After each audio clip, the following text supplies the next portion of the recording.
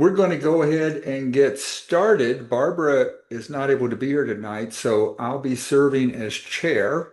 I'm Russell Richardson, a member of the executive committee. If you're new to these meetings, the Community Council is a forum for community issues. We see it as a conduit with public officials, and we hope that we create opportunities for an exchange of ideas about the community. It's an open forum meeting, so we hope you'll feel free to ask questions, make comments. Most presenters prefer that you hold your questions until the end. If they feel otherwise, I'm sure they'll let you know. I'd like to thank all those who make these meetings happen. Barbara Brown is chair, Dina Rogers is vice chair, Kathy Bremer is secretary, Eric Rosenberg is treasurer, Rob Corley and Bob Shulkin are board members. I can tell you from the inside, these people do a fantastic job. At the same time, as we've told you before, we could use some new blood. Many of these people have been on the committee. In fact, I think a majority have been on the committee for almost 15 years, and that's a long time for a public service role. So we're just putting the word out there. We hope some of you will think about it and maybe consider joining us. Even if you only contribute a couple hours a month, we would really welcome you. New ideas, new energy would be helpful.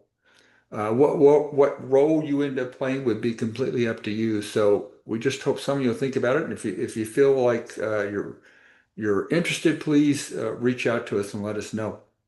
I guarantee you, whatever time you would end up spending is worth it to make Ventura a better place, and we feel like the council does that.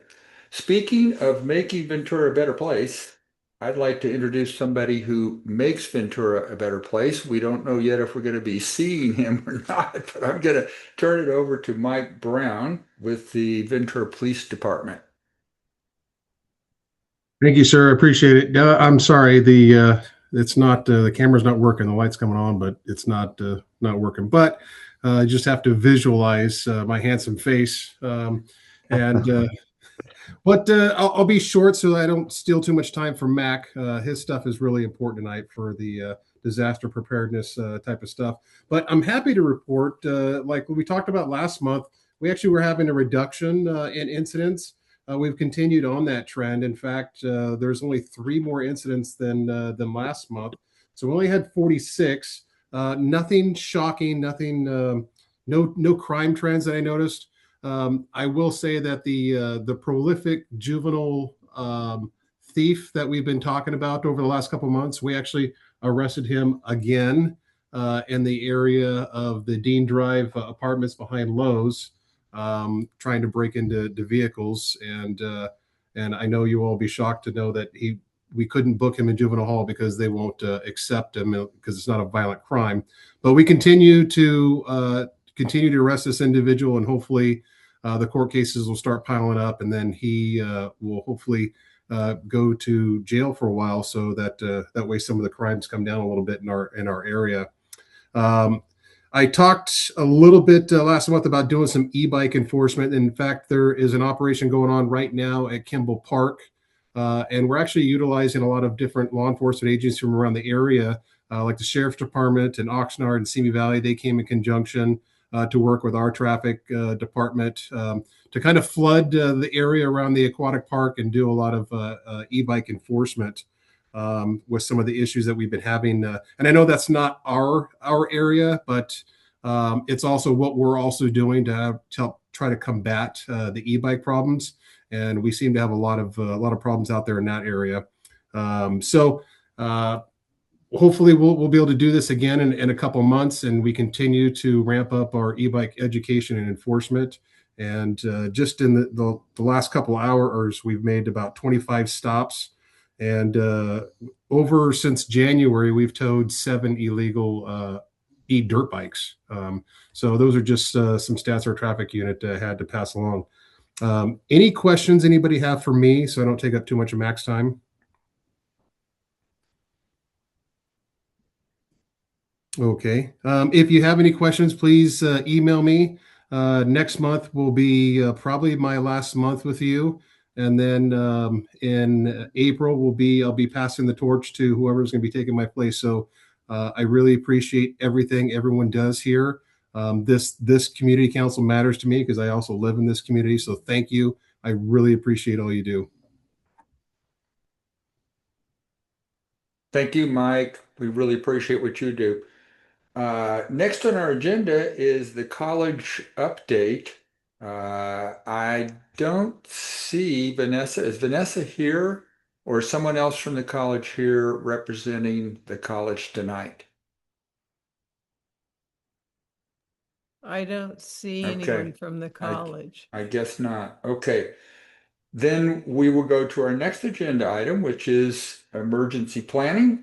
Mac Douglas is here from the Ventura Emergency Services Department, and obviously he's going to speak to us about getting ready for emergencies. Good Mac? evening, everybody. Thank you for having me. I'm going to go ahead and share my screen if that's okay. Give me just a moment to do that.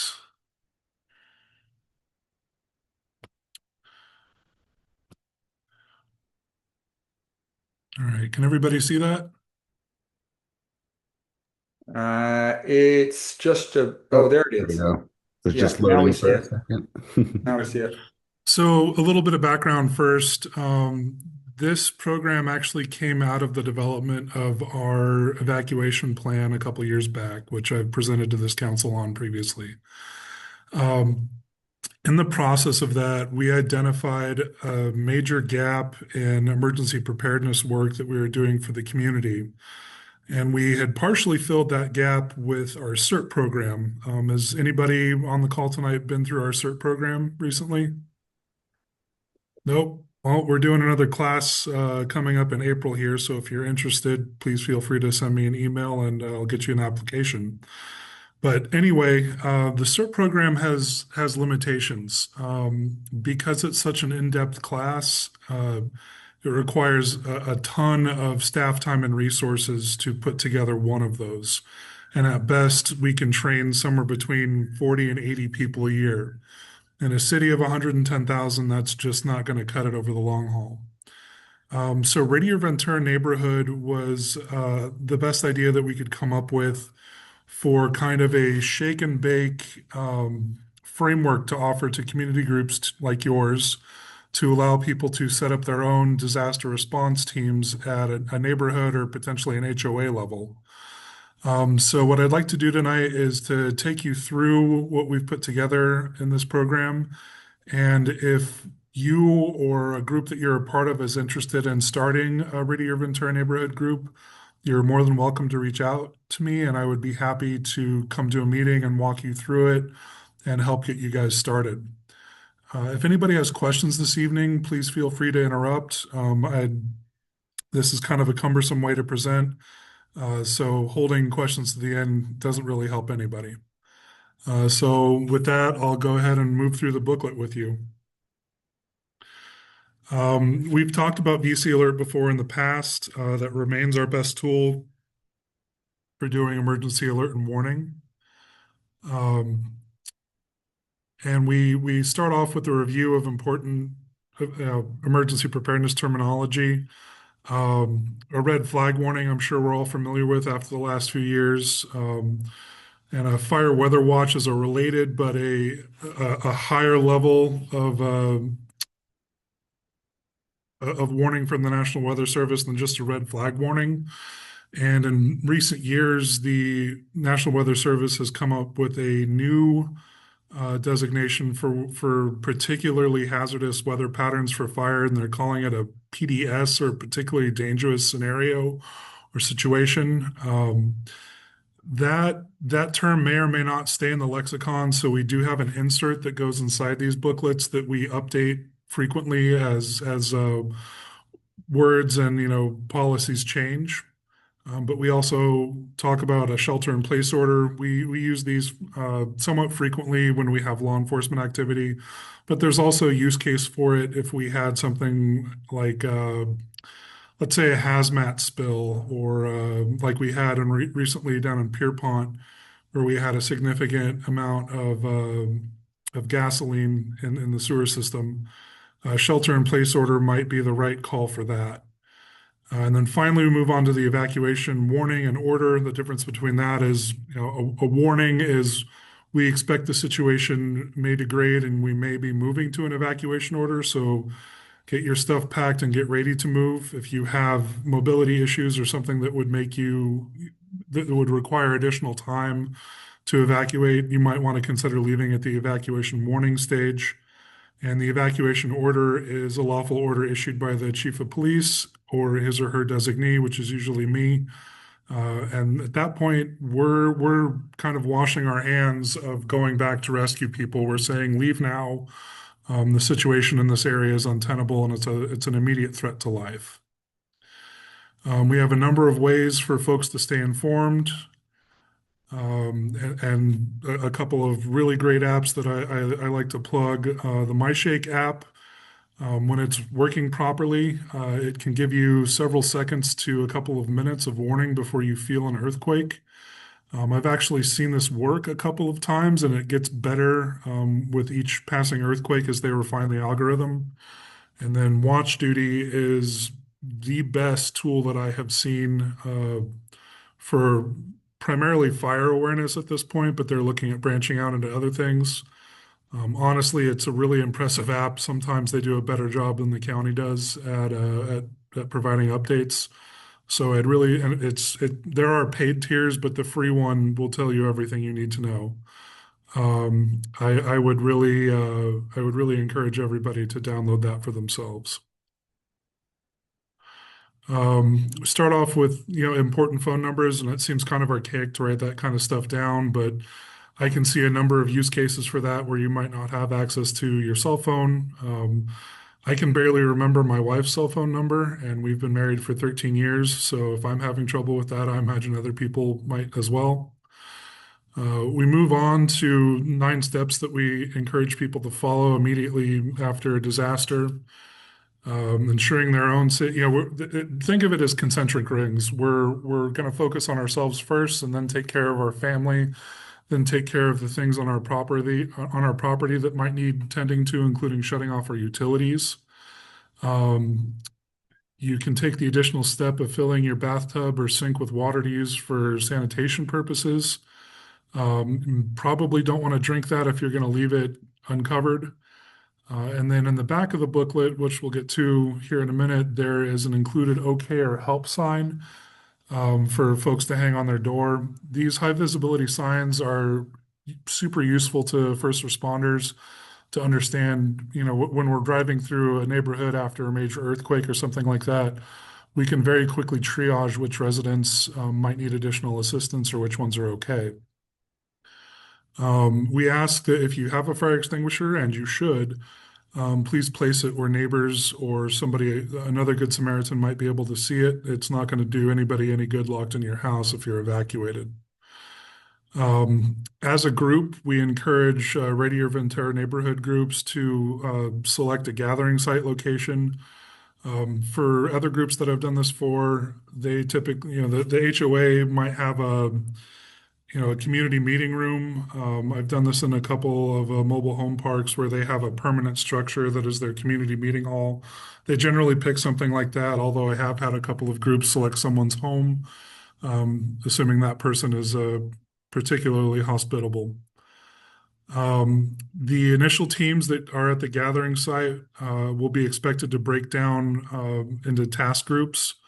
One would be looking for, any kind of news that's coming over the radio. Team 2 would be an emergency triage group. They would be checking on neighbors with disability access or functional needs. Team 3 would be in charge of making sure that utilities that may have been missed during the personal list that we talked about up here are taken care of. And Team 4 would be the second group to go through and provide any assistance that can be had at the time to any neighbors with a help card displayed. After those initial tasks are completed, we expect people to go back to the gathering site. We have a building, a grid piece of paper for folks to sketch out the layout of their homes here. That might seem intrusive, but it's really important to folks who might be trying to do search and rescue within your home. They may not know about, an under the closet room or something like that, or if it's dark, having a resource like this will help folks clear that area more quickly and more effectively. Um, so we have a second spot to write down the gathering site.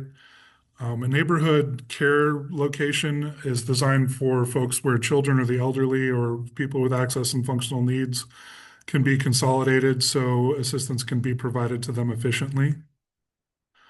Block coordinators are kind of our sub team leads. And we have multiples here because we want to build some level of redundancy into what we're doing. Who knows who's going to be out of time or out of town when disaster strikes. And then we have those teams that we mentioned earlier, spots for people to sign up for those. And then we note here that we want to make sure that we're rotating our people so we don't burn folks out. Tired people make mistakes. I am certainly no exception to that. And then we have a detailed job aid here for those 4 functional teams. And if we don't have access to those help or okay signs, we have a diagram here of some pretty universally understood door markings to use in addition for folks that are performing search and rescue activities inside of residences. The next page covers tools and equipment and skill sets that people in your group might have. There will be gaps in this and initially, and that's fine. We provide this as a place to start and then a goal for your community to work toward. If you don't have all of these things, think of it as an evolving to-do list for your group to try and fill in all of these skills and abilities and pieces of equipment.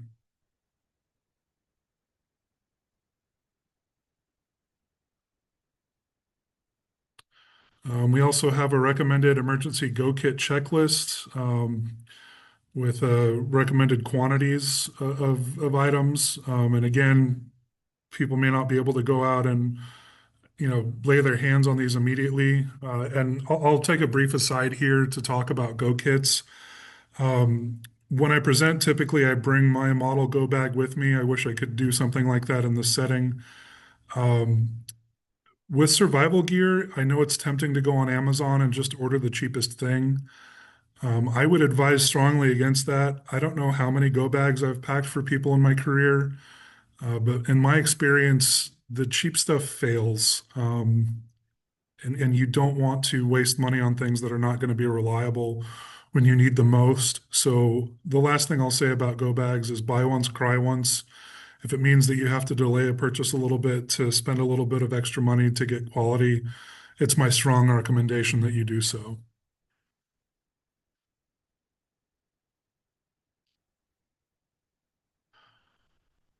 All of this is available online. And like I said earlier, you're more than welcome to reach out to me for assistance in setting one of these up if you have a neighborhood group that's interested in it. There's no minimum or maximum. This is a program that we just rolled out last September, and we've gotten a lot of interest in it so far. I'm excited to see it take on legs and really start to expand across the community. We also mentioned the evacuation zone that I've previously presented on. That QR code will take you to the website that has, we now have an address lookup tool active on there. So you can put in your address and it'll tell you not only which zone you are, but we have a layer of subzones below that now. And the lookup tool will provide you with both of those pieces of information. We move on now to an evacuation checklist, and it moves back from, in terms of immediacy, from an evacuation order. That means we need to get out within 5 to 10 minutes. We're talking, grab your go kit, which we just discussed. We want to secure your home. And something that seems to come up pretty frequently is a question as to whether or not to lock your doors. Uh, our advice, and this is something that I arrived at with after a long discussion with the fire marshal, is we do want you to lock your doors. The risk for looting, as we saw in the Eaton and Palisades fire in LA last year, is pretty high. And at least during the initial response period, our mutual aid resources will be otherwise busy. So we probably won't be able to set up security as timely as we would like. And if firefighters need to get through your home or into your home to fight the fire, I've seen those guys on training days. A locked door is not going to stop them for very long. You may be into it for the cost of a replacement door, but honestly, given the scale of damage that we're potentially talking about, a broken door is probably lower on the expense list. We have a diagram here instructing people how to shut off their main service disconnect on their electrical panel and to shut off their gas valves. Again, these are lessons learned from the Eaton and Palisades fire, where firefighters and other first responders who are trying to provide security to areas were dealing with gas flare fires and live electrical all over the place. If we can try and eliminate that to the best of our ability, it helps everybody. Designated evacuation routes, as you might recall, the evacuation plan treats those fairly generally. When we do trigger an evacuation order, those will come with routing instructions. So you'll see those come through a VC alert, or we'll work with the county to have those instructions hosted on VC emergency. As always, if you have pets, don't forget their stuff, including some food in your go bag and leashes or in carriers. If you do wind up in a disaster shelter, we're required by law to provide animal sheltering as well, but we do need them to have leashes or be in carriers. An evacuation warning leaves you a little bit of extra time. We ask that you take some additional steps, including turning off your water main. Again, lesson from Palisades and Eaton. Some of their water pressure issues were caused by, broken lines that were just dumping all, the little remaining water pressure that was available down the street, which didn't do anybody any good. You can unplug your major appliances to protect them from power surges, which do happen pretty frequently in these types of things. You want to shut down your HVAC system, move flammable items away from your home as far as possible. I'll also point out here that Zone 0 legislation, which requires no flammable materials within 5 feet of a structure, are coming into effect. And I am fairly certain, given our city's history, that the fire department and code enforcement will be taking enforcement of that fairly seriously. You'll want to clear things like patio furniture, even if it's plastic, that stuff burns. If you have metal shutters or fire-resistant blinds, which we highly recommend, you'll want to close those. You'll want to turn on exterior lights to deter looters. I know that might seem counterintuitive with the instruction to turn off the main breaker, but a lot of the lights that are out there now are solar powered or have a battery backup. So they might continue working even if you lose grid power. Something that I've learned from trying to help the city recover from a couple of major storms that we've had over the last few years, there's no such thing as too much documentation. So take that time to take pictures of your home, your property, your valuable possessions. Notify your emergency contact, preferably you have one out of state if this is a regional thing. And then you can go ahead and put the OK sign up as you're leaving to notify first responders that no further action needs to be taken there. And something else not to forget is to take your important documents with you. I actually had to go through a fire evacuation quarantine to evacuate my in-laws' tax papers at one point. That was not super fun, and I do not recommend it. So please plan ahead and take that stuff with you. We have a contact list here for everybody who's part of the Ventura neighborhood or as we've chosen to pronounce it, the Riven team. We can print additional pages of these if you have a large team. But right now we have it set up for 16 folks, which seems to be about the average size of like truly invested and active team members. And we've now reached the OK and the help signs, which brings us to the end of this booklet. I know I went through that kind of quickly. Did anybody have any questions? You went through it really quickly. Do you have the link to this online? Yep, absolutely. I can give that to you. You'll put that in the chat when we're finished? No problem. I'm pulling it right now and I'll put it in the chat for you. Okay, great. Are there hard copies of this available somewhere? There are. If a group wants to have me out, I'm more than happy to bring hard copies with me. How many groups have tried to form in Ventura so far? 4. And are any of them located near us, like Ondulando, Clear Point? Not really. There are 2 kind of out towards Satakoy, and there is an additional group that was closer to Midtown. Oh, near the high school? Yes. I'm going to go ahead and drop that link into the chat for you guys. And you said this recently started, so when did these groups try to start pulling things together and assigning people? So typically when I go out to do a kickoff meeting with these folks, we try and assign people then and there. My experience suggests that it works best if a community group does a little bit of groundwork before that kickoff. Maybe 1 or 2 of the people who are kind of driving it, reach out to their friends and neighbors and say, hey, are you interested in this? I think I have a role for you. I think you'd be perfect in it. And honestly, both of the mobile home parks that I've worked with have done door-to-door recruitment efforts, which seems sort of out of place in our modern world, but they're finding that the human touch and the face-to-face presence is very helpful in getting people invested. So are a couple of them mobile home parks? That's correct, yes. Hey, Matt. Interesting. This is Jim. I have watch duty. I'm a retired firefighter, and I got to tell you, this is a great little app here because it will warn me of fires to the east of me, and I call it the bowling alley. Once it gets in that fuel bed, anywhere from really Piru through Fillmore through Santa Paula, it's coming our way, similar to the way that Thomas Fire did. So a lot of great information. I upgraded it so I can see all the fixed wing and rotary aircraft.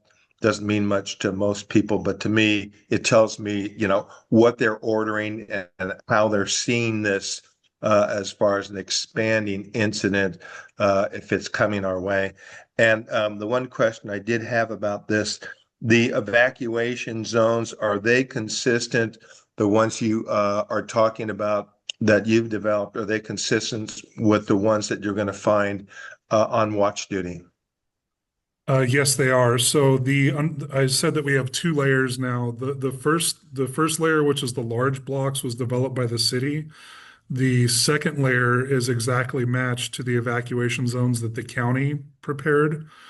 So we have both of those, the county plan and the city plan are consistent. And then if we wind up ordering evacuation and putting those zones up, they would be exactly the same as what you'd be seeing on watch duty.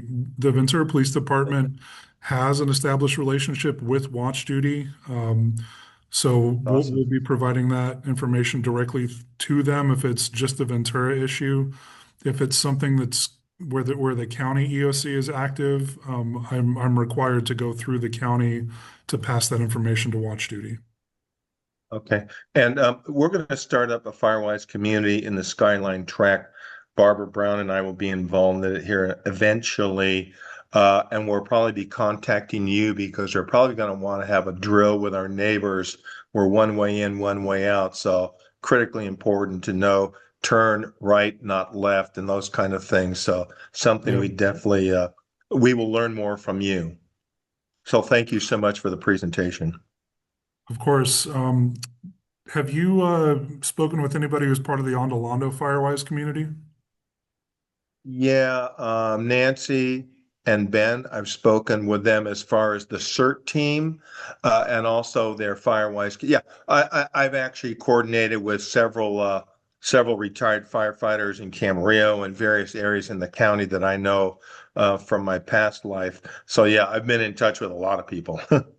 Yeah, Ben and Nancy have done a great job with their Firewise group, and I would. Yes. They were kind enough to let me be a part of the kickoff for that, and they're actually a huge part of developing Riven too. Yeah. We piloted Riven through the Ondolando Firewise community and then incorporated their edits and feedback. That's awesome. Well, when we do our kickoff, I'm thinking probably like Poinsettia Pavilion when we get to it. And we're kind of backed up right now. We're hoping the first of the year, but when we get to that, we'll definitely invite you and the fire marshal as well and drum up some folks from Ventura Regional Fire or Ventura Fire Safe Council. So we'll get a bunch of people there. But that would be great to hear from you. This is a very important program. Anybody who doesn't have a plan uh, could fail. Hope is not a plan, as we often say. Nope, no. Failure to plan, it'll be a failure to plan be a plan for failure. That's what it was. All right. Thank you so much. I Mhm. believe Carol had a question. Is that right, Carol? No. Oh, okay. Someone else, questions? I just wanted to say that Ben and Nancy came to one of our meetings to give a presentation on what they would have done differently if they had known better to potentially save their home. Because they did like a really good PowerPoint on all the little kind of shortcomings around their home that led to the troubles that they encountered. Yeah, how to burn down your home. I believe That was, yeah, I've that been to the was same it. presentation. They have such a great attitude about this. It's amazing. And their rebuilt home is amazing. Their Ondolando Firewise community met there, and I was really impressed with just, I mean, the architecture and then the level of thought that went into the fire safety.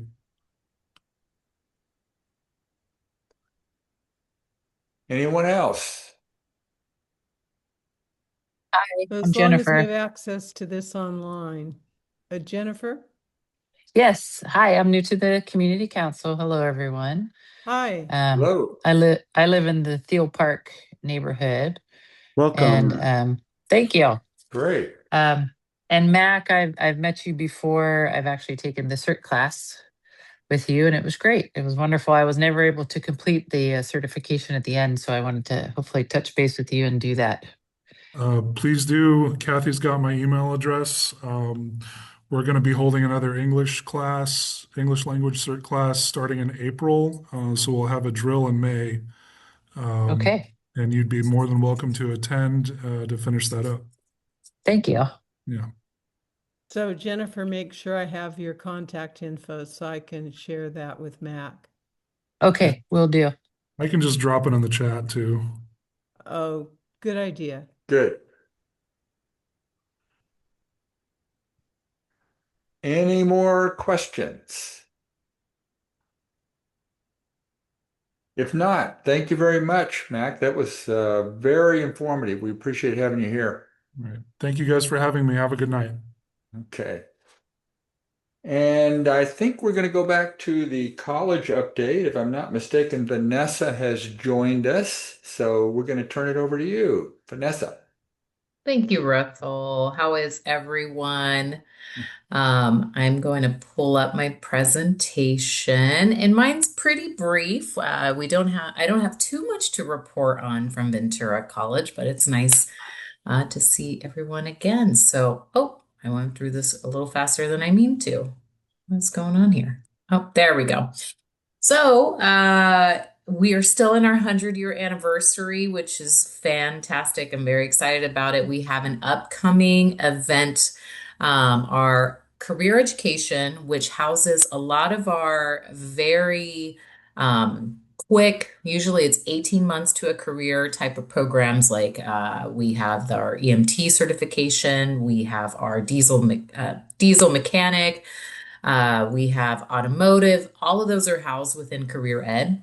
And so they're having an open house. It's open to the community. I wanted to share this here. It's coming up Friday, March 20th from 12 p.m. to 5 p.m., which is a Friday. And so we are going to unveil a statue during that time from a donor who is going to be really excited about unveiling one of our historic statues that are on campus, a new one. And so we have a few events that will be going on as well as the open house. There's an opportunity to meet with career education faculty and programs. So if you know anyone who is interested in those, please send them by. We're always excited to provide that type of information.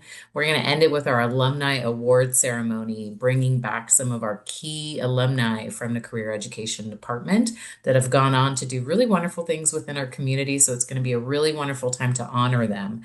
So if you're able to make it Friday, March 20th, this is a general agenda. If you want key, I don't yet have a map. It is in different locations across campus. I just have the general agenda. Please reach out to me. I'll drop my email in the chat for folks who are interested, and I'd be happy to get you more information. A lot of events coming up, and this one's a little hard to read. I do apologize. We do have Cash for College coming up. So another fantastic event. This one I'm really excited about. It's happening this Saturday. I'm going to be there. This one is particularly taking place not here in Ventura, but it's actually at our East Campus because we do have two campuses, one here and one in Santa Paula. So we're going to be doing our final Cash for College this year. It's a great opportunity for anyone interested in coming to Ventura College this year for this next academic year. You could get money through grants. We have some really great financial aid packages and everything that could be awarded to you. So if you haven't applied, know somebody who's looking to apply. This is a wonderful opportunity. On top of that, we're going to be joined by a radio personality, Rico from KBBY. And so it's going to be a fantastic event. Come, please. We have free food as well as some giveaways and goodies. And of course, having our fantastic financial aid team that will be available to assist with our FAFSA applications. Those can be tricky. So we tell folks, come to these events. They're really created so that you can come learn about the financial aid process, but you can also come and apply if you need to apply for Ventura College in the fall, get any kind of help with any upcoming things during the registration period. We do have some wonderful athletic events, coming up. These are all home games. They're also available on live stream, but if you're in a community and you want to come see one of our upcoming home games, we have a few coming up even as of tomorrow.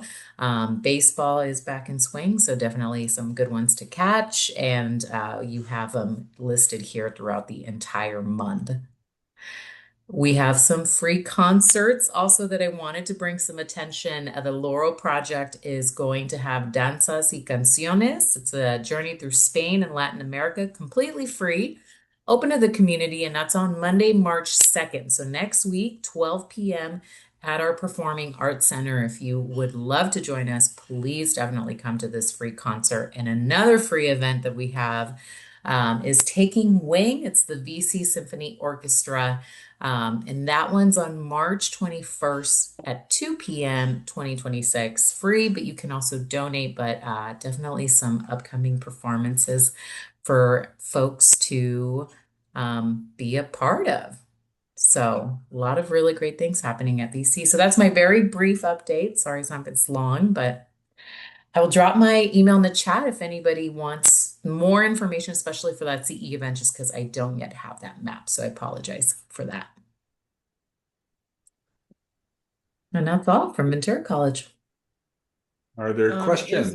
Is there any update on the housing project? No, Kathy, at this point, I know that we're still waiting to hear back from the state. And so once we get approval on the final, we're going to be hopefully doing our groundbreaking soon, but not yet. So we're still patiently waiting.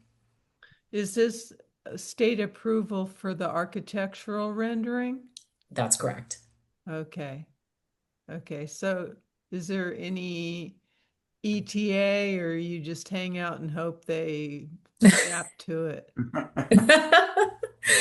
At this moment, our vice president who's in charge, he came in my place in January, has not yet shared an update, but he's eagerly waiting as well. I think he's hoping for it soon, definitely this March. So hoping for next month? Correct. Yes. Okay. Because next month's already Sunday. That's crazy.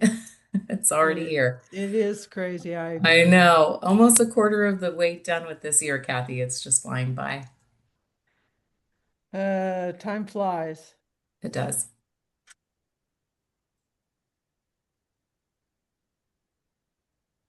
Anyone else have a Yeah. question for Vanessa? Anybody else? Is the project that community method or college Methodist church property at all related to the college, or is it completely unrelated? It's completely unrelated. That's being constructed by People's Self-Help Housing. Right. Okay, anything else?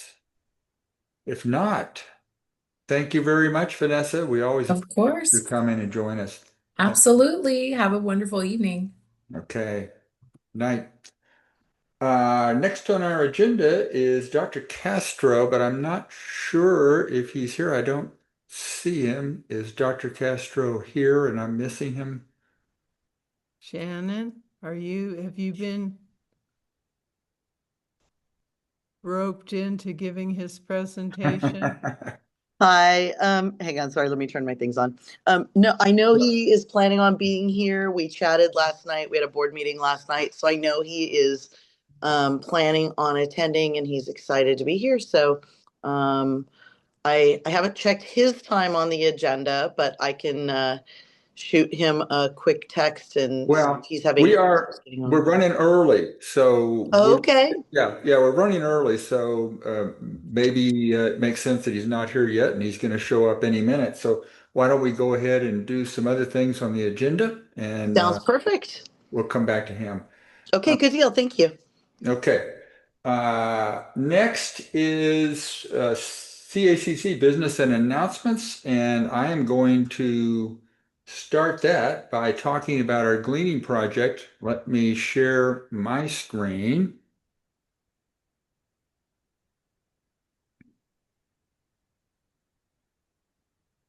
Can everybody see that? Yes. Yes. Okay, good. For several years now, we've been doing a community gleaning, which means that we ask neighbors to pick fruit off of the fruit trees in their yards and bring it to a central point, and we get it to people who are food deprived. It's amazing how much fruit there is in our neighborhood and how much food there is just hanging on the trees around where we live. And as you well know, a lot of it ends up going to waste because people can't eat all of it themselves. So it makes sense that if we could gather some of it up and share it with other people, that we would do so. And we can do that particularly in cooperation with Food Forward because they make it easy on us. Food Forward is a nonprofit that does this all year long. So they have all kinds of contacts and places for the fruit to go, and they work with us to make sure that it gets to people who need it. And they do this all year, as I said. So if it turns out that you need help picking your fruit for this gleaning, or if it turns out that your fruit is still maturing and it doesn't really ripen till later in the year, you can always contact them. I've got a number right there, and I'll put that in the chat as well, that you can call. and they have volunteers who will come to your yard and pick the fruit for you. Our gleaning is going to be Saturday, March 21st. We're going to ask you to bring fruit to us on the Ventura College campus between 9 and 12. Our drop-off point this time will be in the southwest parking lot. I hope you can see that map. This is Loma Vista up here. This is Telegraph down here. Here's the sports complex, as you can see, the stadium, the tennis courts, and just below that is the southwest parking lot. This is the Child Development Center, and it's really on West Campus Way. So if you're looking for a place to turn, there's a street sign right here, and this is West Campus Way. It's possible if these parking spots are open along the street here, if you're just driving down the street, we're going to try to get in the corner of the lot here, and you may be able to stop and just deliver the fruit that way. But if not, you'll have to turn in and find us in this lot. If it does happen to rain, we will cancel and we'll reschedule. We did have to do that once before, but we've got our fingers crossed and hopefully that won't have to happen. Also, I'd like to ask you to spread the word about this. As I'm sure you walk around your neighborhood, you see lots of fruit trees in other people's yards. If you've got some neighbors who clearly have fruit, maybe they don't come to our meetings, so tell them about it if you would. If you want, I can even bring some flyers to you if you're really industrious and you want to blanket your block and drop off some flyers to people. I'd be glad to deliver some to you. If it turns out later on you have questions or you need help of any kind, there's my number and feel free to call me and I'll answer whatever questions you have. That's just a quick synopsis of it. Who has questions for me about the gleaning?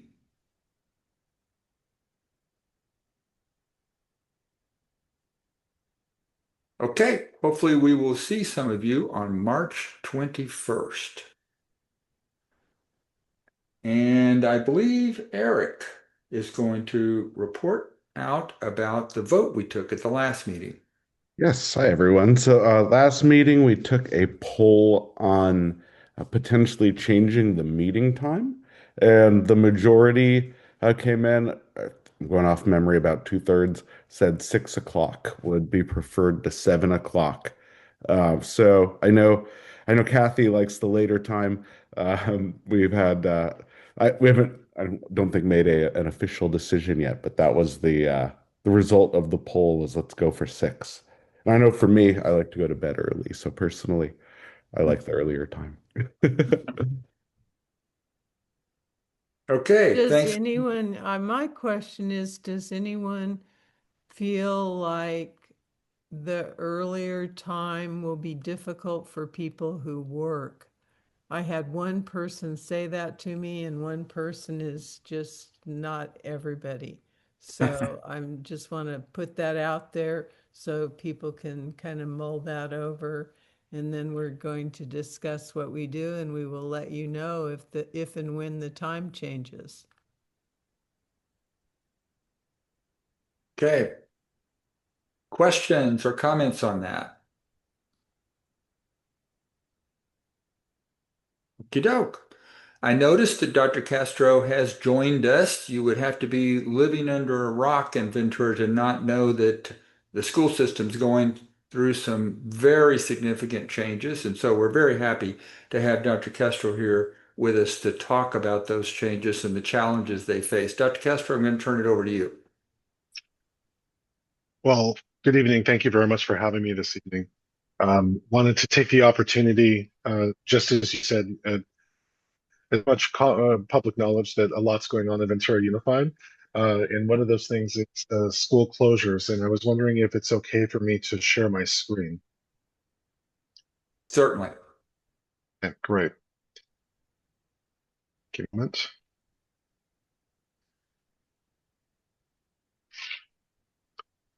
Okay, I'm not going to put this into presentation mode just because it's easier to navigate that way. But fortunate by one of our school trustees or school board trustees, Shannon Fredericks, and so would welcome her participation at any point through this. But going back to last year, the board directed staff to start investigating what a school closure process in our district like. And what you have on the screen is part of the justification for their directive. If you take a look, this data was just provided during last night's meeting, comprehensive demographic overview that will be prepared as one element and shared with our school closure advisory committee. And if you just take a look at where the enrollment was in 16, 17, so basically 10 years ago, roughly, you'll see that we've lost about 3,000 students. And in terms of revenue, if you estimate that under our local control funding formula, that not completely, but that one student generates $12,000 of revenue. That equals about $36 million in lost revenue during that time. And so it's not just that. That would be stark enough if that were just the case, but it ejected enrollments. We are losing currently between 300 and 350 students a year.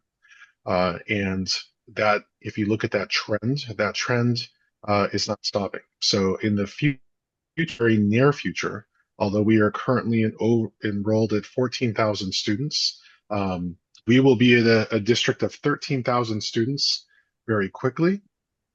And an added complicating factor is pretty much as a result of COVID. Average daily attendance has also been impacted. That's just for our district. That's probably nationwide. And although districts are recovering in terms of their average daily attendance is how we actually get funded. So although funding would already be impacted, the fact that if we have students attending even 2 or 3% less than they had in the past, percentages equals about another $1 million. So that's the root cause issue. And the rest of this presentation is actually giving you a preview of a PowerPoint that we will discuss with our entire community next week, March 5th. And so the justification for the school closures, I've already leaned into a little bit. But if we were to look at broader demographic issues, these demographic issues, although I don't have time to get into tonight, have been really well covered in our 2025 Adjourn report. And some of those factors discuss declining birth rates, an aging population, more expensive cost of living, et cetera. In addition to things that aren't covered in that demographics, you have the loss of one-time COVID funds, which are also state and federal funding. And then in terms of what this school closure committee, this advisory committee is tasked to do, they have quite the challenge ahead of them. Between March and in October of next year, they will be tasked with 20 to 25 of them, 22 to 25, will be tasked with reviewing data. And I'll get into all of those slides in just a moment. But whatever they do, by the end of this process, they're tasked with recommendations, ranking schools by the criteria that are provided by a school, an advisory group that aligns with the California Department of Education best practices for school closure process. They're tasked with bringing that to the board, making recommendations to the board for which schools are the most likely, the most eligible, being the criteria for closure. It is important to note that the board is under no statutory to accept the recommendations, other than to thank the committee for their process, to engage in deliberation, meaningful deliberation.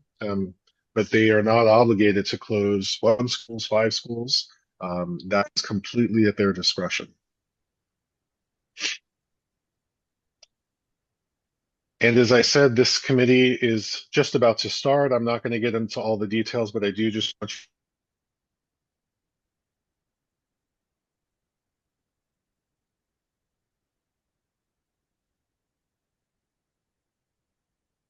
Uh-oh, he froze.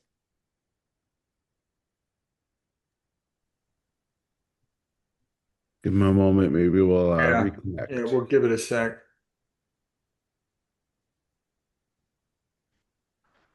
Hopefully he'll be able to jump back on. In the meantime, I will just tell you, I did put the link, the March 5th meeting that Dr. Castro referred to as the school closures, where he'll be going over the school closures committee process. It will be on Zoom March 5th from 5 to 6.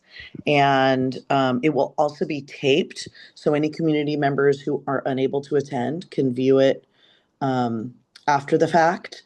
But I did in the chat include the link to that Zoom. Feel free to share it with your friends and neighbors who might be interested in the school closures committee process. And Dr. Castro will be hosting that one as well. So, and hopefully he'll be able to jump back on here.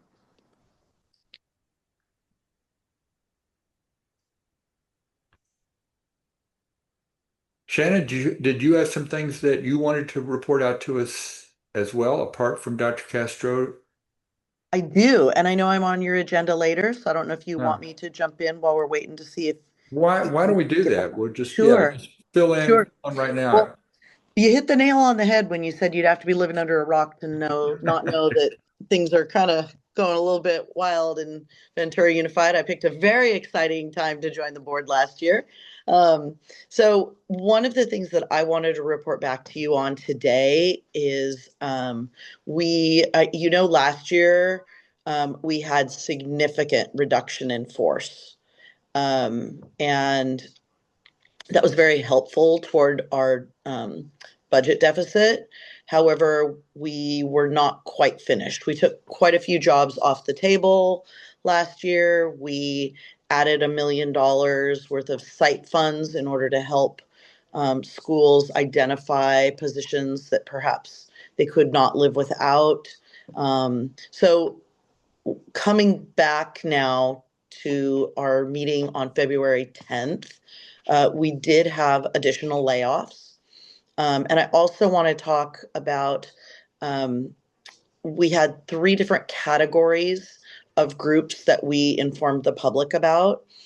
One of them were our certificated staff. So certificated is teachers, anyone who holds a credential, teaching credential. So this would be teachers, our psychologists, our anyone who works in that category. And we did have a reduction of 20, the equivalent of 20 full-time employees. And some of those positions are positions that are, for example, a retiree or someone who is leaving the district. And instead of filling those positions, we're collapsing those positions. So the 20 FTE is not going to translate directly to 20 people losing their jobs. However, for every one of those FTEs, it's 100% of their world. So we don't want that to fall on deaf ears, that we understand the impact that's going to have on many families in our community. The other category is our classified staff. These are all of our supports. And our classified staff is everything from in the classroom, like paraeducators, this is your front office staff, your cafeteria food service workers, bus drivers, office staff, health clerks. They run the gamut. Last year, it was very significant cuts in this area. And this year, we are looking at a total of, and I wrote it down to make sure I get it right, 26.73 FTE, the full-time employee. However, this does not equate to only 26 employees. This will be more than 26 employees because many of our staff members do not work a full-time position. They work maybe a 0.6 or a 0.8. And we won't know the full number until after our human resources has been able to sit down and go through with our VESPA with the union for our classified and be able to go through the bumping rights. This is all already, negotiated into the contract. So we have rules that we need to follow. And so we'll need to go through that process and honor that process before we'll know the full extent of the number of employees impacted by those reductions. And then the Okay. third group that we talk to the public about, these are temporary employees, and people who aren't familiar with the education system, it gets a little bit confusing because sometimes we have positions, and in education, we're allowed to give someone a temporary contract, so say for a school year. And they know at the end of that school year that that will be the end of their contract. That will be the end of their job. So every year we're required by law by March, I believe 15th, in order to notify any staff members who are on a temporary contract, just as a reminder that your position will be closed according to your contract. It doesn't mean that we will not be rehiring. So these folks, we need to kind of wait and see how many students we're getting enrolled. A portion of these folks will be hired back. And this is just this ungodly shuffle that we do in education every year. And it does not feel good. But this is the nature of how education works. If we don't inform folks by March 15th that their position is closed, then if we don't get more people, more students in the door, then we will be overstaffed. So, so that is probably our largest concern at the moment with some of the things that we are facing that we have handled since our last meeting, since our last college area community council meeting. We've had 2 district board meetings, and that is one of the largest tasks that we've taken. Okay. Thank you. I see that Dr. Castro is back with us. So, yeah. Yeah. Yeah, I So, apologize for being teleported. Yeah, I'm using my hotspot. Hopefully, it's a little bit more reliable than the Wi-Fi that I was just on. So I'll go through the rest of these pretty briefly. I think you get the gist, which is this school closure advisory committee will go through a structured process. Each meeting is dedicated to a different purpose. So I'll just run through these real quickly. In addition to the demographics that we went over, the next one does a site analysis which focuses on facilities. Let me go back and share my screen real quickly.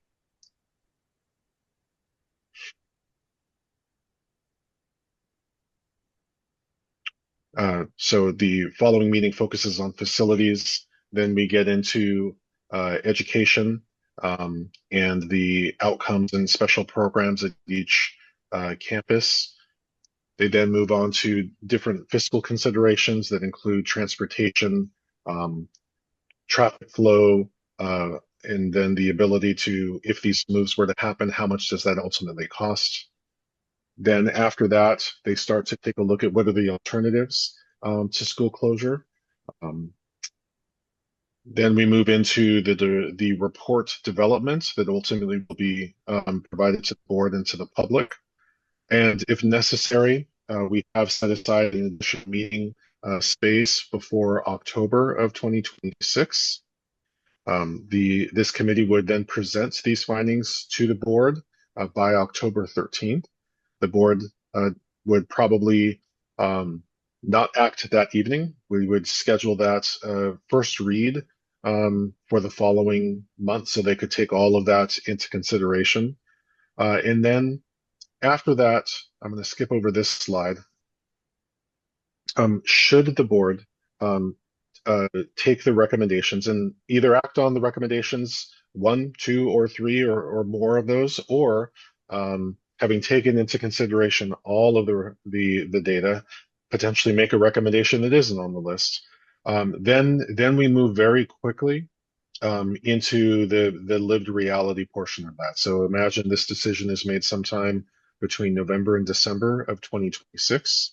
That gives us the remainder of the school year and summer to then reorient all of our district practices to be able to successfully transition staff and our students and our families that are affected into the new schools that they will be accepting, which means we're merging communities. And so, having spoken with superintendents that have gone through this process, in the same way that there is time and sensitivity spent on the development into the decision-making process, the care and compassion that will need to be taken into merging these communities is also something that we will give a lot of dedicate a lot of energy to.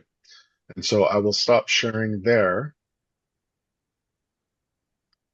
and see if anyone has any questions. And again, thank you for having me this evening so that way we could share what's going on, at least the one really important process that's going on in the district.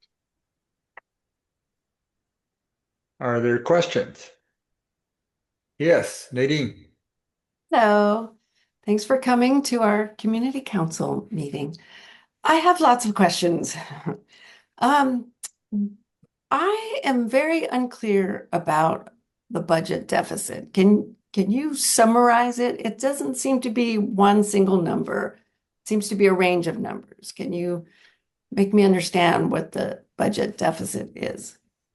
Yeah, absolutely. So the biggest contributing factor, as I shared, is declining enrollments. You figure 300 students a year, $12,000 a student is about $3 million loss of revenue a year. One of the things that happened during COVID that allowed, it was good. It was a good thing that the state did. They went from changing our funding over 1 year and giving us a 3-year average. But what's happened is that was a really nice buffer through COVID. But now the declining enrollment is so consistent, the averages of what our higher enrollment was is now so low that the 3-year average of our lower enrollment, we are definitely feeling the effect. So that's the biggest thing. The second part of that is that the state and to some degree the federal government through COVID continue to give us these what we call one-time dollars. And those one-time dollars, just as Trustee Fredericks talked about, we use those one-time dollars to bring in an array of additional supports and services and what we call FTEs, full-time equivalencies, to be able to address the impacts of COVID. But now that those one-time dollars have been fully utilized, we now have the fiscal obligation. If we keep all of those additional employees, then that creates that deficit. So ultimately, the deficit is created by a lack of revenue and by expenditures. And so that combination creates that. So the short version is currently the 3-year we are required to give to the state every year. The board approves a budget, but it's not just the budget for the next year. We're required to project what our budget looks like over 3 years. It's called a multi-year projection. And that multi-year projection, as it stands before the board took action, was about a $12 million deficit, which was down from a few years ago of a $20 million, $21 million approximately structural deficit. So that's the shortest version that I can put it in. And to be a little bit broader real quickly, our district is feeling those effects. And Ventura County in general fluctuates between being the second and the third most impacted by these demographic factors that we talked about that ultimately that result in lower birth rates and then lower enrollment. So it's unfortunate, but although it's happening across the state, Ventura County in particular is hit very, very hard by these demographic shifts. Okay.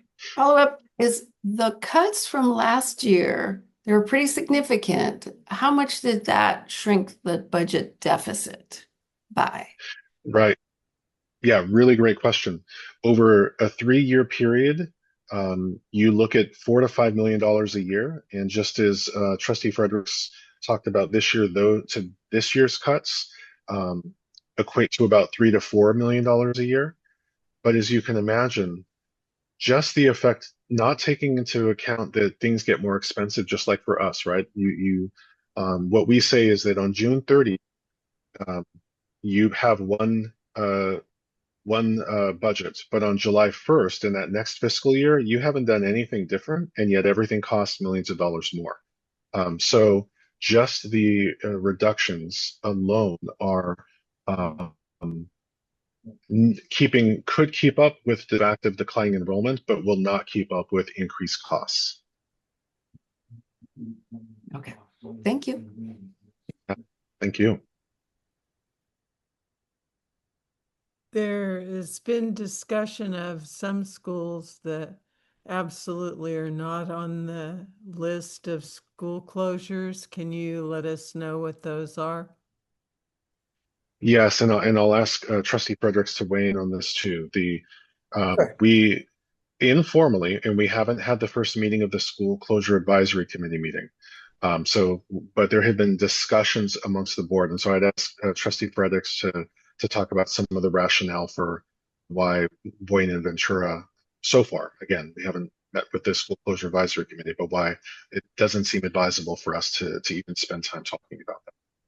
Right. So a couple of factors there. One is just the logistics of taking our two largest campuses. There's really no way of displacing, for example, Ventura High School, and Dr. Castro, you can probably correct me here, but can you tell me the number of students that are at that campus? I think right now we're hovering around 1,800.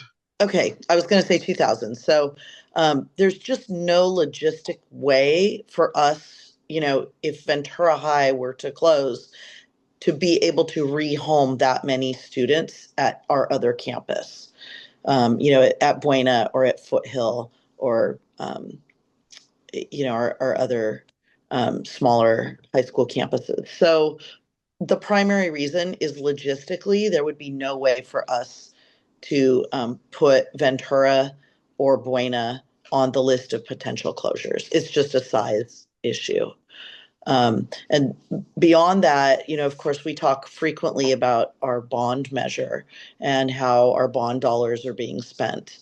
And one of the things that the board has talked extensively about is making sure that we are not, now that we've decided to go through the school closures process, is not to continue allocating money to be spent on school sites that could potentially be closed during the closure process. So while we've held back, just last night we had several roofing projects that had already been bid for a few of our schools, and we did not approve for those to go forward because we don't want to spend, each of the roofs were, $1.4 million for each of the 4 different sites. And so we really want to make sure that we are spending taxpayer dollars with the greatest responsibility. So we've tried to hold back on those projects. However, we need to continue moving forward with bond projects. And so the fact that we are not going to logistically be able to close Buena and Ventura allows us to direct some of our bond projects toward those sites in order to get those jobs up and running. And then after we have some decisions regarding the school closures, then we'll be able to move forward on the other projects.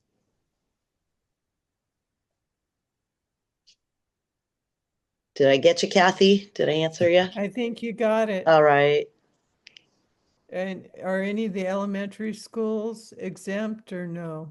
Right now, everything is on the table. I talk to families all the time and they say, well, but our school is this or our school is that. And, it's funny at the meeting last night, we had a group of employees who were there from Lincoln Elementary, and it's this tiny little, you know, elementary school right in the heart of our community. And their numbers, their enrollment's actually going up. They're one of our schools that's bucking the trends. And they're like, yay, does that make us safe? And I said, no, I'm sorry, nobody's safe. We really need the committee to be able to, there is just an ungodly amount of data that they are going to be going through in order to be able to make these determinations. And we want them to be able to have the full scope of their responsibility and really not have their hands tied. We want them to be able to crunch the data, have the hard talks, and be able to let us know what they foresee. Well, it seems like it might be sort of a complicated matrix of if you close this school, now the district looks like X and all those people will go to Y school. Boy, howdy. Yeah, it's gonna be something all right. If one of the things we actually had at our February 10th meeting, we had a public comment, and I could see Trustee Rodriguez and I sitting next to each other. And as soon as she said this, we both of us sat down. We were like, "That's a great idea," and we started writing it in our notes. But she recommended also reaching out across all of our campuses to poll parents, to survey parents, and say, "Okay, we're not saying your school is closing. We don't know which schools are closing. However, if your school were to close, what would be, your ideas about where you might go next?" So for example, in my community, my kiddos went to Poinsettia. And I think to myself, like, okay, so if my kiddos were at Poinsettia and Poinsettia were to close, where would we go? Would we go to Mound? Would we go to Elmhurst? Would we schlep over to Loma Vista? I mean, we have other options, and a lot of our schools run unique programs. So it will be very interesting to see as we're moving forward. It will help us understand where our population might bend and flex. We also had on our recent list of potential layoffs, we had some closures at Lemon Grove, which is one of our K through 8 schools. And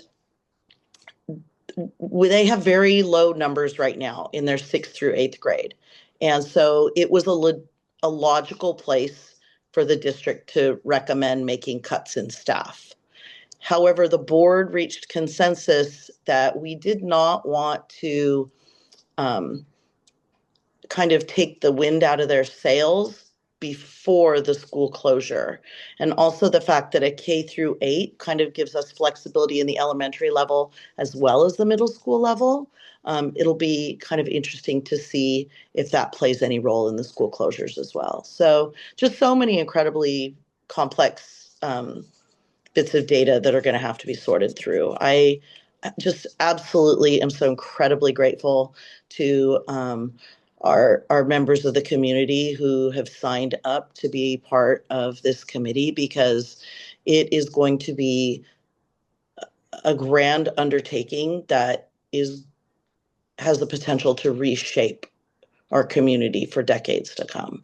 So I really have a tremendous amount of gratitude for the folks on that committee.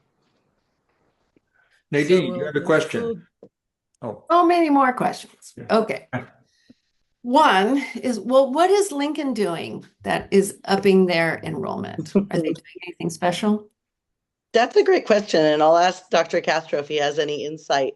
I did speak to a couple of the members over there, and they had mentioned that the fact that they are a very tiny school has been attractive to some of the folks in the community, and that it was kind of a word of mouth thing. One family said, "Oh, we're over at Lincoln and we are loving Lincoln. It's fabulous." And it was just kind of a word of mouth. And before you knew it, we offer school of choice. So it gives parents a lot more flexibility. Sometimes we were just having this discussion last night. It could be because, the parents work adjacent to the site and they want to be near the elementary school so that, if their kiddo gets sick, they don't have to drive across the community in order to get to them. They're close. So there's so many factors. We have several schools that offer dual immersion with, a language focus. We have just lots of really unique programs across the district. So yeah, I don't know. Dr. Castro, do you have anything to chime in on there? I don't know if you have Yeah, any you covered insight. most of it. There are just a couple of other nuances that are kind of unique in that a few years ago, before we had our expanded learning opportunities program, families were wanting that, and we didn't have that. So that was something that captured a small group of parents. Now that we have that, another thing that's a little bit nuanced is that we used to have a larger transient population attending Lincoln. In general, our populations have, for the most part, really stabilized, which also stabilizes enrollment. Because if you have students who are coming in and out, you still have to hold those positions generally for a while. So if you're holding, sorry, not positions, holding places, and if you hold that place for a student that may not come back or a family that may not come back, it's closed to families that could commit and would be regular attendees. So those two things are in addition. But overall, and I'll just tie this to just the complexity of the school closure process. Even a school like Lincoln, even though it's for the most part, like I would say, if you look at their facilities use, it's higher because they have like more use of that. But one of two things could happen. Either a small school like Lincoln could be absorbed by a larger campus that has more space, because it seems paradoxical, but a large school that has more space, you would think, oh, close that school. But if it's a large school and it has more space and could take the students from two smaller schools, even Lincoln has, let's say, fewer rooms available. That still means that Lincoln could potentially go to and be subsumed by a larger school with more space. So again, I just want to be as clear as I can. No decisions have been made about which schools will close. Just as Trustee Fredericks said, the messaging that we give everyone is it is open for discernment to go through that process to end up with a recommendation. So that way, at the end of the day, all the data that could be considered would be considered and will be considered, and that way the community can see that everyone involved in the process will have done their due diligence. Well, it sounds complicated, like redrawing districts, and then people, again, you said have individual choice. So you've redrawn a district, and now all the kids that went to these two smaller schools, for example, would go to a larger school. But then you have school of choice. They may choose to go to a totally different school that remains open. It just sounds complicated to me. It absolutely is. And Kathy, and I know that I have presented when the school board trustees did our survey back in the fall, and I presented to the College Area Community Council at one of our big areas of concern for staff and families is class size. And ironically, larger schools, we also have more flexibility with regard to class size as well. So, for example, if you're at a very small school and you only have 1/4 grade, and you happen to have two families come, and now you've got two extra kiddos that are in one classroom, as opposed to being able to have 3 or 4 fourth grade classes. And now, if you're getting that influx of students in that grade level, it's making less of an impact, to each classroom. So there are really so many factors. it's a bit mind-boggling. So you're right. It's a math equation with too many variables. Totally. Yeah, for sure. Well, very interesting. Looking forward to the March 5 meeting. And this is the link to the Zoom? Yes, I did drop that in the chat. And then I did just have a couple little things. I mean, aside from the presentation, I always like to share with you, some of the happenings that are going on in our neighborhood. And I just wanted to let you know of a few things. Next week is Read Across America, celebrating Dr. Seuss's birthday. And for sure, all of our elementary schools will be celebrating. So if you see, crazy teachers showing up in, red and white striped onesies or giant hats, you'll know what's going on. But I also wanted to offer, if anyone in the community is interested in coming, every school is looking for volunteers to come read a book to a class. So if this is something that people in the community might be interested in, it's a great way to give the school office a call, and they usually have a sign-in sheet, like a sign-up sheet, and you can tell them, hey, I'm available, Wednesday afternoon from 1 to 2, and they will fill in a slot. And you can either bring a book or the school will have books available. It's a great way to go and really make a kid's day. And then Buena will be hosting a choir showcase. It is free. Feel free to leave a donation, but otherwise admission is free. And that will be March 6th from 6 to 8:30. It's Buena, Balboa Middle School, Cabrillo Middle School. We have a group from CSUN that's going to be there.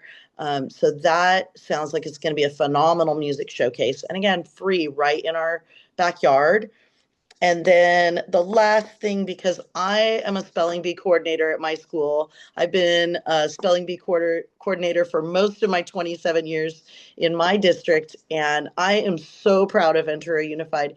The county spelling bee is coming up, and they have selected only 21 spellers from the entire county to compete at the county spelling bee, and 4 of them are from Ventura Unified School District. So that will be held on March 7th.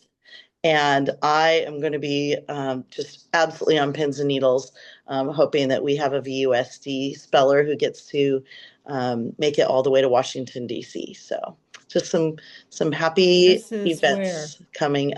That will be, I believe, they used to hold it at Channel Islands at the university. I believe it's still there, but I can get back to you, Kathy, and you can add that to your notes for the meeting. Great. Thank you. Of course.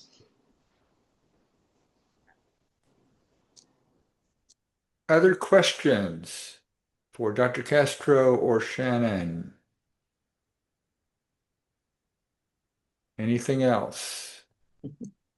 And I will also leave my email and phone number in the chat like usual. If anyone thinks of anything after the meeting, feel free to reach out to me. I'm always accessible. Oh, I do have a question Yes. about the reading. So if one of us is interested, we are to contact the school. Yeah, absolutely. If you contact, whatever your neighborhood school is, or if you have, just one in your neighborhood, if you call their office, someone in the office manager, someone will be able to say, oh yeah, Read Across America, we've got a list. What time would you like to come in? At the very minimum, they'll be able to hook you up with whichever teacher is running the program. So they're always looking for volunteers. So it's to read short stories? Yeah, you can bring a picture book. If you have a favorite, doesn't have to be Dr. Seuss, but those are always really popular. When I get called into a classroom, one of my favorites is The Day Martha Saved Her Parents from the Green Beans. That's always a hit. If you have a book that you just love, maybe you loved reading it to your own kids, or you love reading it to, other kiddos in your family, certainly feel free that you can come in. Otherwise, like I say, we always have a pile of books on the side table for any volunteers who want to come in and read. And it's usually, like a 15-20 minute commitment to come in and read a book. You will feel like king of the world when you leave. So it's really wonderful. Our volunteers always have an amazing time coming in and reading with our kiddos. Great. Thanks, Shannon. Absolutely. Any more questions? Okay, well, this is such a crucial issue for the community. It's so important for all of Ventura. So we really appreciate you guys keeping us informed. Thanks so much. Thank you very much for the time every month. I really appreciate it. Absolutely. Thank you again. Thank you. Okay, our next item on the agenda, as far as I could tell, is the city council update. And I don't see councilperson Halter here. Am I missing him? I'm here. Oh, Oh, are you iPhone? iPhone 82. Okay. I'm on my phone. Yes. Just coming Great. back. All right, Just I'm going to arriving turn it back over in to Ventura. you. Okay. I'll go ahead and just first say thanks for the opportunity. I still in the car driving back, just arrived back in Ventura from outreach to the cultural arts in Santa Barbara. And so it was a beautiful night for Rubicon. And so we're back in town now, just on Thompson Boulevard. And there's several things going on. We started with budgeting already, and we've had just an update on how the process is going to flow. And I think a lot of you follow that process. And our agenda just came out for March 3rd for next week.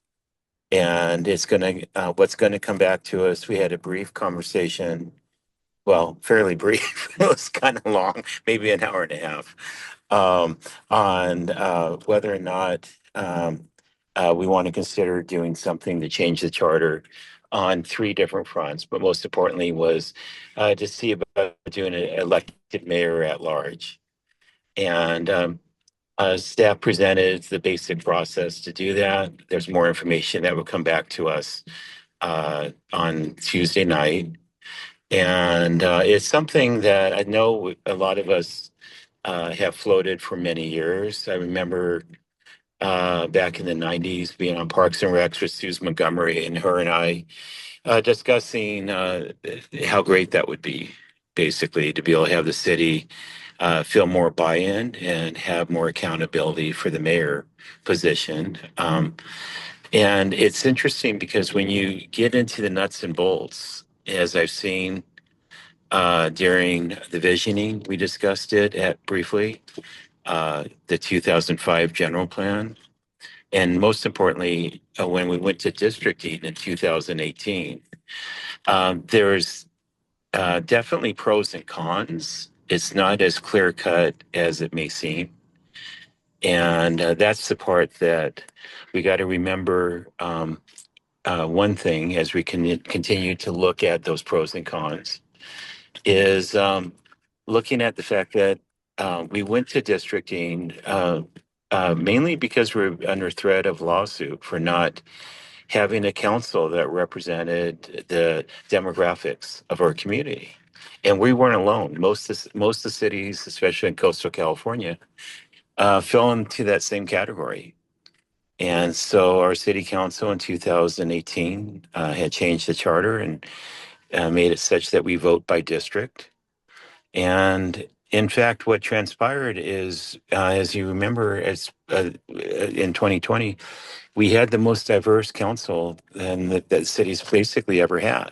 So the idea of creating more diversity on council, going to districts definitely worked. And I just want food for thought as we continue the process and discussing this over the next few months or several months is the fact that each district is 15,000 people. Okay, that they have to stay equal. Every census you have to re-district. to make sure that these districts stay equal. And but it doesn't mean that you don't have the nuances with perhaps what you call high propensity voters. If you look at high propensity voters, there is a sharp difference amongst the districts. District 2, which I'm honored to represent, tends to average around high propensity. About 25% of the vote in the city comes from District 2. About 6% comes from District 1. And then about 20% comes from District 7. Why is that important? It's important because imagine just the one scenario is if we go for a mayor at large and you have two districts that can represent almost 50% of the vote, you could very well have a lot of placating to those two districts, which may take away some of the benefits we received by having by reaching out to the diversity that exists across our community on the council. So anyways, there's just pros and cons, and that's really the most obvious one is the districts are equal in size, number of people, but not in number of voters. So that's just one thing and one issue that is going to be hearing a lot. We're going to be hearing a lot more about. I'm anxious, though, on Tuesday, I know we're going to be discussing our strategic objectives and how to and what to prioritize to help accomplish those strategic objectives. And those are based on a 2-year time period. So we're now entering the second year of the priorities that we set last year. So that should be a very lively conversation, I think, on Tuesday. We're also we had an emergency tree ordinance due to what transpired at Christmas time. And I think let me move into the house now that I made it here. Okay. And we did that. I think a lot of us know that what happened was a huge surprise. I know that the council was pretty clear that we wanted to make sure we had a chance to discuss the trees in particular on Vista Del Mar and decide have that conversation with the property owner or the potential developer to see if perhaps a linear park could be moved to include those trees and how many could stay. But most definitely, I think most of us understand the need to protect sensitive habitats. And I think the part that was very heartbreaking was knowing that the monarch butterflies were already starting to winter nest in those trees. So fortunately, there was a stay on that. A little late, but at least we got to stay on it. And we have a temporary or emergency ordinance in place. The city is reaching out to people who may have sensitive habitats. It's not so much about the type of tree or size of tree as much as it is about protecting sensitive habitats as defined by the U.S. Fish and Game. And then we'll take it from there as we develop a permanent tree ordinance, which will probably be in about May is what I understand. And then, so that issue is still going on. Let's see. On the managed retreat, my dogs, sorry, on the managed retreat effort, I don't know how many of you have had a chance to walk it. That's what I do for one meeting on every Friday is we walk it. And it's actually a beautiful job what's transpired down there at Surfers Point and with the managed retreat. I evidently we'll be hearing they're about $1.5 million shy of to actually complete it. And so that's going to be discussed because I think it's a fairly normal thing is what I understand that on big projects like that, you find things like the soil that they had to remove a lot more soil in order to get the compaction for the new bike path and new parking lot and do that managed retreat. You could honestly, if you didn't remember how it looked before, you wouldn't think that we retreated at all. I mean, they did such a great job. But this 1.5 million is hopefully just a temporary commitment from the city because that money should be backfilled by the Coastal Commission is what our understanding is. But we'll hear more about that on Tuesday night as well. Let's see.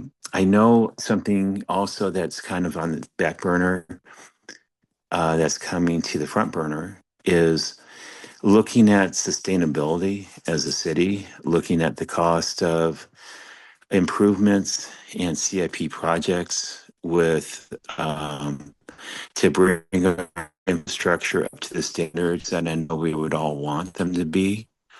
The number of injuries that we see from our infrastructure, especially the sidewalks, not being as good as we would want them to be. I know 5 months into my first term on council, I simply asked the question, wouldn't it be less expensive to fix the sidewalks and fix the streets? Yeah, I wish it was that easy, though, because it's a lot of years of deferred maintenance. And now with a couple years of a lot of rain.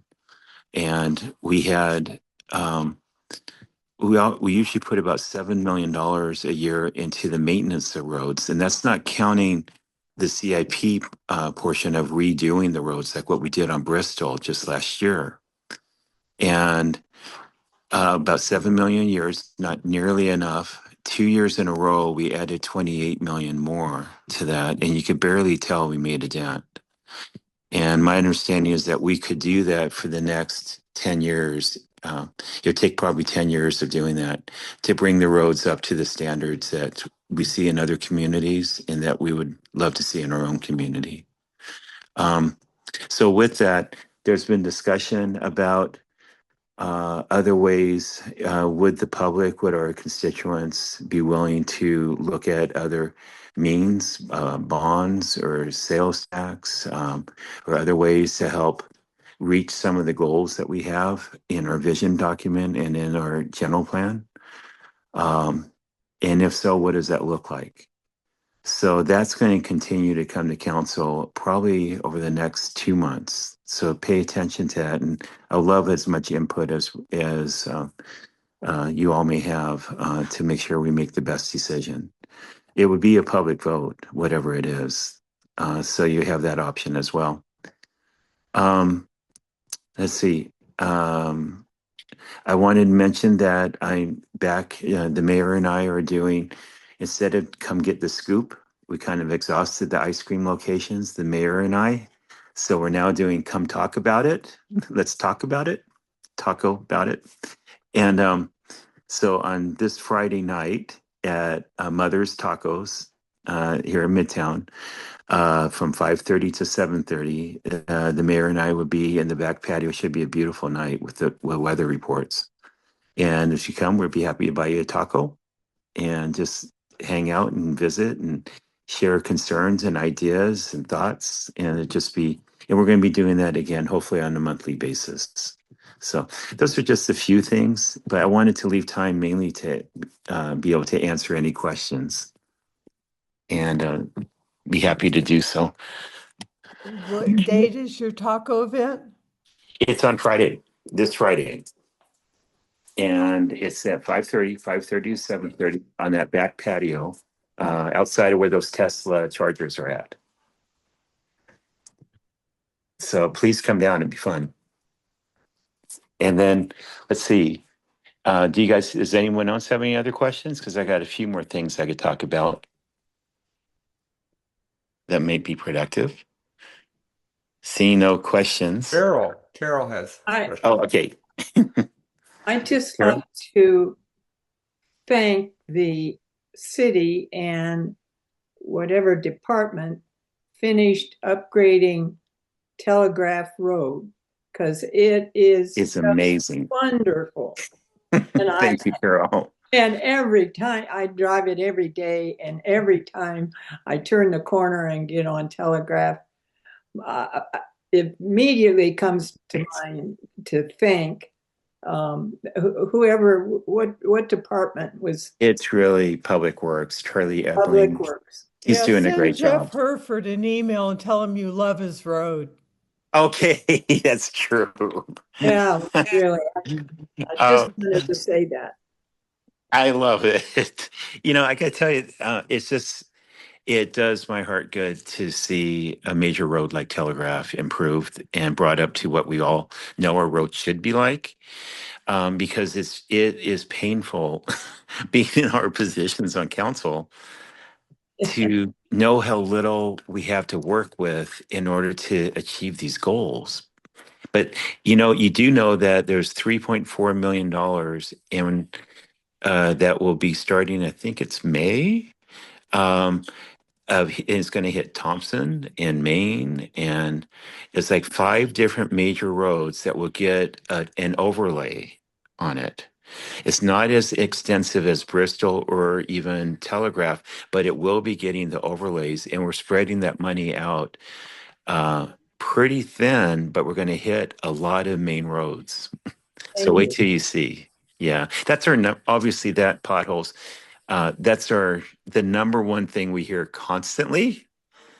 You could talk about anything in the city, and it always come back to you. But when are you fixing those darn potholes? You know. I think statistics were the first 3 weeks of the year, the city filled over 1,500 potholes.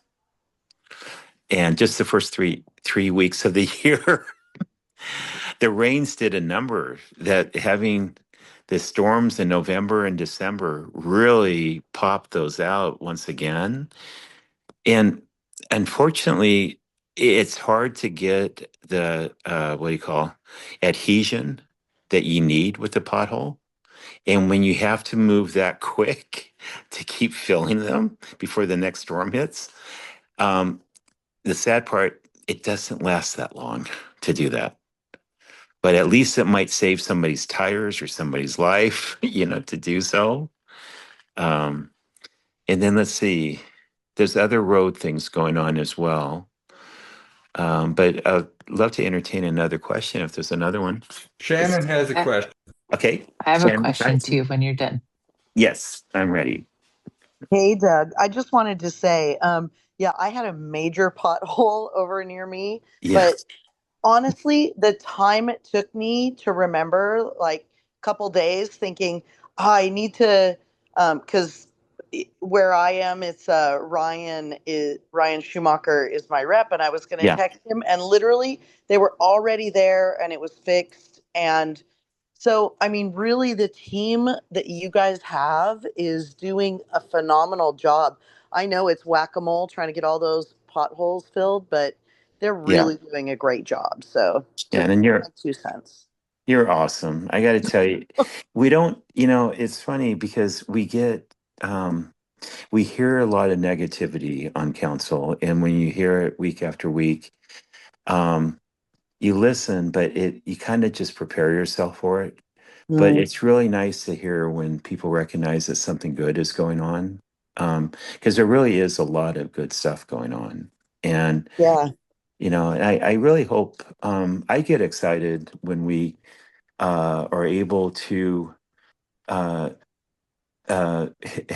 stretch ourselves and take a breath and have enough trust that we're all trying to make the best decisions for our community and that we're doing this together. And if we could really have a good conversation about the what ifs. How do we fix the lack of affordability? How do we keep that next generation here? How do we bring those jobs back? When I sit on a lot of the multi-jurisdictional meetings like VCTC, which I love those meetings the most because I learned the most. And I mention that because it's just amazing what is going on. The improvements that are being made, the fact that we have basically free roadside assistance on the highway that's funded through VCTC, the fact that we have more trains that will be running between Ventura and Santa Barbara, come May 2nd. And then just seeing what Metrolink is doing across Southern California, they said they have more trains running in Los Angeles today than the entire metropolitan area of Paris. And which is unheard of. We weren't known for having mass transit in this part of the country, So I see the good things and I get excited about what the potential is. We have the reinvention of what our regional airports can do. There would be people drones that would be flying people on short distances at a different elevation or altitude. When you look at these possibilities of how do we fix traffic and pay for our roads, pay for our water, okay? But affordability is paramount in my mind because California is by far, what I've seen in my life, the most fortunate place this world has ever seen in every way, shape, and form. But we have issues, we have challenges. And I would love to see, especially our young people, have an opportunity to continue spreading roots where their families did for generations and not have to leave. If they want to leave, that's fine. But if they have to leave because they can't afford to live here, there's something heartbreaking about that for me. So I'm determined to help make that. So I love your positivity. One other quickie on that was that Bill Ayub, he knows, and I can't help myself as a landscaper, but seeing last year all the weeds along Foothill, all the medians not being taken care of, I told Bill Ayub that I wish I could just send one of my crews out and donate time and get those weeds down. It looks like it's an abandoned piece of property or an abandoned roadway. And we're determined in this budget will be money that between Public Works and Parks, we will take care of those roads and those mediums so they look like they're still needed and cared for and wanted, and keep them looking as nice as we possibly can and not let those weeds get 2 feet tall or taller, Just a few things. Jennifer, you have a question. Okay. Sorry, just trying to unmute myself. Yes. There you go. I wanted to ditto what Shannon said. I mean, anytime I've ever called for a pothole to be filled, one time it was the next day it was filled. It was amazing. And living near Thiel Park, lots of graffiti. Anytime I have ever called for the graffiti hotline to come and take care of that, instantly they're there. So Thank you. Amazing. Those hotline numbers definitely do work, and appreciate it so much. Really do. Awesome.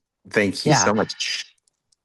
Contact Ventura is working fantastic. Thanks to all of you who are reporting things. And they just simply stay on top of it, and they're running like crazy trying to address everything that people bring forward on Contact Ventura. It's really neat to have so many eyes watching things and being able to systematically try to address issues before they get out of hand. So I'm pretty excited. I got to tell you, I've been involved at City Hall for many different things over the years. I think we have some of the best staff we ever had at this point. We really do. And there's always a few, right? But overall, I'm really proud of staff. I had one more question, if Sure. you don't mind. Absolutely. A lot of my friends, myself, my husband, and I are avid pickleball players. Oh, yes. So, Okay. I know it's been addressed before, but we were wondering if that's something that the city is still considering, either putting up some rolling nets somewhere that are more permanent, or even, permanent pickleball nets somewhere, or courts. Is there anything in the works for that? I will have to check on that, so I don't want to mislead you, but I know it's a high priority, that it's been the fastest growing sport for the last several years for all Yeah. ages. Mhm. And there was talk about El Camino Park and doing something with the tennis courts there.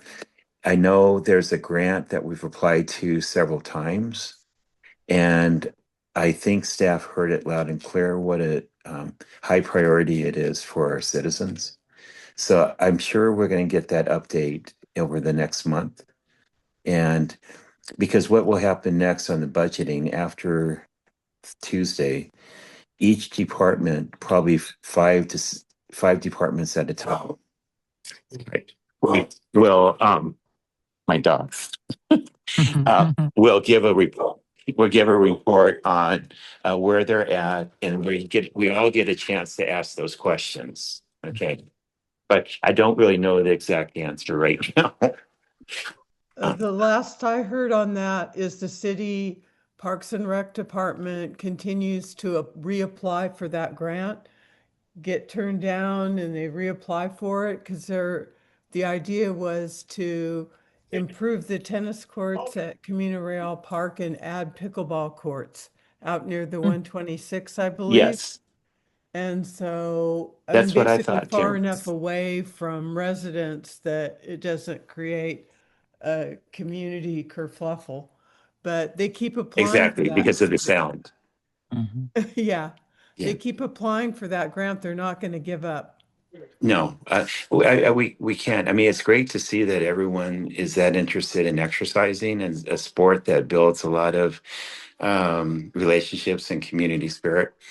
So I know it's a high priority for all of us. It's just finding the money and where do we put it. But I would hope that at the community park at Kimball, that there's got to be some place we could fit those in out there. But I'm anxious to hear from Stacy and our Parks and Recs director and staff, which I believe they're in the first batch, which would be later in March, is my guess, is when they're be coming up. Good. Okay. Do you happen to know like what it would cost the city to put in? I mean, are they talking about putting in brand new pickleball courts or converting what's already there? What they've been talking about for the last couple of years is converting. Okay. And I know the grant was over 3 million for that. And I there was just had a several thought, like quotes. in Camarillo, I'm sorry to interrupt you. No, go ahead. That in Camarillo they have the tennis courts, and I guess a cost saving way that they came up with was to do the heavy duty rolling nets where the tennis courts are still there, and when people come to play pickleball, they just roll that net in and they can play. Mhm. It's kind of first come, first serve for whoever gets there. And when it's not being used, you push it to the side. I mean, it's really just the net you're paying for instead of a whole brand new court, or You know putting what something permanent up.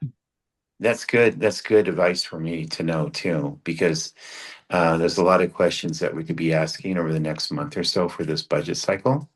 I won't wait for that though, just so you know, Jennifer. I will go ahead and follow up on this. And if I could get more information, I'll send it over to the community council so you can publish it Yeah, ahead and I'm of sure time. there's lots of Great. ideas that many people have, Yeah, for cost saving ideas, for the city, just to get it done. I We love go it. out every day almost to play, and there's every single day we're out there. There are people playing pickleball. So I mean, it's really it is a need, but we Yeah. take our own net. We have to put it up and take it down each time, and there's ways to get around it, I think, and Yeah, to I think you're probably right. And staff seems to be pretty aware of what's going on. I've finally worked it in my routine to walk, as I mentioned, every Friday for an hour. I got to do that more often, but I hope to build up to getting that kind of exercise that you get doing something like pickleball. That would be fantastic. super fun. But yeah, there's a lot of people that would love to see that happen. So thank you for addressing that. I appreciate it. You're welcome. And I will go ahead and follow up before it hits the council so you have it. Okay. Okay, So you know what we're great. looking at. Okay. Thank you. You're welcome. What else? There's something that hit my mind. EV chargers, thinking some of the other committees, sand management plan for the beach areas. That's something we've been asking for a long time. I do sit on Beacon, which is beach erosion and control for the Santa Barbara and Ventura counties. And what's been interesting on the beach aspect is, everything, the current goes from Point Conception south. So everything that happens north of us, whether it's streams that are not redirected, or what do you call beaches that have not been replenished because the sand can't make it to the beach because of things like Matilla Dam. It impacts everything south from Point Conception until it hits Port Hueneme. Okay, because in Port Hueneme, all the sand tends to go into the trough there. But at Beacon, we're having a lot of success getting permits to take the sediment, the fines of the sediment that goes into our storm collection basins, and take that to the beach that it would have been on had it not been for the urban fabric that was created between the mountains and the ocean. And we believe 2 years ago that it saved a lot of homes in Carpinteria because they were able to basically add several acres to the size of the beach there by taking the sediment that would normally have gone to that beach had it not been for the urban fabric, the neighborhoods that was built in between the mountains and the ocean. So doing things like that and being cognizant of how we manage sand can actually save our coastline. So I find there's a lot of challenges, but the amount of talent and knowledge out there trying to address these challenges is exciting. Things that you would never thought would need to be addressed. It's like, wow, I didn't think about that, and I'm fortunate enough, thanks to all you, that I am in a position where I could learn and massage that data and help provide solutions for our community, and as efficiently, as timely as I possibly can. So I think we have one more question and then we're going to have to move on. Jim, what have you got? You got it? Yeah, good evening, Doug. I walk the promenade every day. I have been for the last 4 years trying to keep my shape. But anyway, bottom Awesome. line is I've seen Atmore's group out there, crew from Atmore, removing a lot of the larger driftwood. Is that something that's going to continue other beaches, or would that just specifically from the pier up to what we call the cove? Yeah, that's very interesting. I've been talking to Rich Atmore the last couple of days, but we have not talked about that. And I believe it's got to be a contract that he's gotten. That's the That's what I state figured. side, yeah. And probably, I got to believe that I'm not quite sure what authority approves that, but we got to be cautious of really what we take away and what becomes part of the sand dunes. Right. Yeah. So I don't know. I just know there was an abundant amount of debris with the type of storms we had. And it's just been phenomenal. And on top of that, it's just between the two sets of storms where we received about 9 inches each time in Thanksgiving and at Christmas, and then this last big storm. This state, our county, our entire state really is so beautiful right now. It's greener than I've ever seen it. Yeah. And then you got the snow last week in places. It's just truly paradise, Yeah, totally. I So, agree. I don't. And phase two is absolutely beautiful, and that's all I got to say. Awesome. Thank you for that too. This is All good. right, Doug, we know you keep a busy schedule, so thank you for making some time for us. We really appreciate it. Absolutely. I never want to miss it. So thank you for letting me join in with a horrible picture and everything. That's fine. Yeah, all right. And Okay. we like to save a few minutes here at the end in case we have announcements. Kathy, have you got an announcement this evening?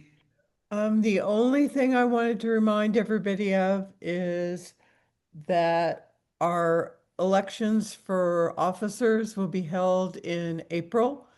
And if anybody's interested in joining the executive committee of College Area Community Council and would like to run for one of the offices, we encourage you to do so. Okay.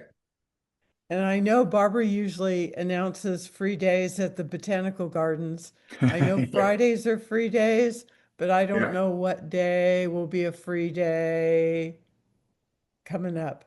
Yeah. I So, don't know. because All there's right. always an additional free day besides Fridays, but Fridays are great. Yeah. Holidays are free too. Yeah, and Yeah. it was probably Valentine's Day in February and President's Easter. Day, maybe. What's in March? Because Easter's in April. St. Patrick's. St. Pat's. There you go. Yeah. Okay, thanks very much to everyone. I'm going to ask that you sign off, and if Eric and Kathy can hang around just for a second, that would be great. Thank you, Bye. everyone.